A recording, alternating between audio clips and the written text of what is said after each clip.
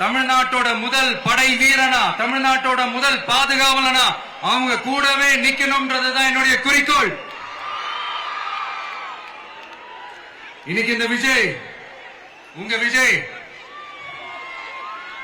உங்ககிட்ட ஓட்டு கேட்டு மட்டுமே வரல, உங்ககிட்ட நீதி கேட்டும் வந்திருக்கிற. ஆக்சுவலா உங்களுக்காக நீதி கேட்கறதுக்காக தான் நான் அரசியலுக்கே வந்தேன். ஆனா இன்னைக்கு நான் உங்ககிட்ட நீதி கேட்கறதுக்காக வந்திருக்கிறேன். இந்த விஜய் என்னங்க தப்பு பண்ணா? தன்னை நேசிச்ச தன்னுடைய மக்களுக்காக அரசியலுக்கு வந்தா அது ஒரு தப்பா?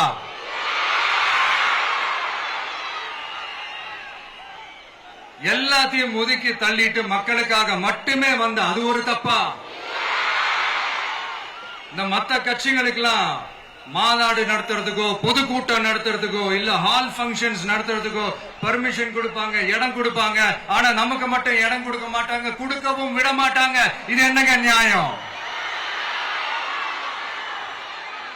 நான் போய் மக்களை சந்திக்கிறதுக்கோ இல்ல மக்கள் வந்து என்ன சந்திக்கிறதுக்கோ ஒரு உரிய இடமோ இல்ல உரிய பாதுகாப்போ மத்த கட்சிகளுக்கு எல்லாம் கொடுப்பாங்க.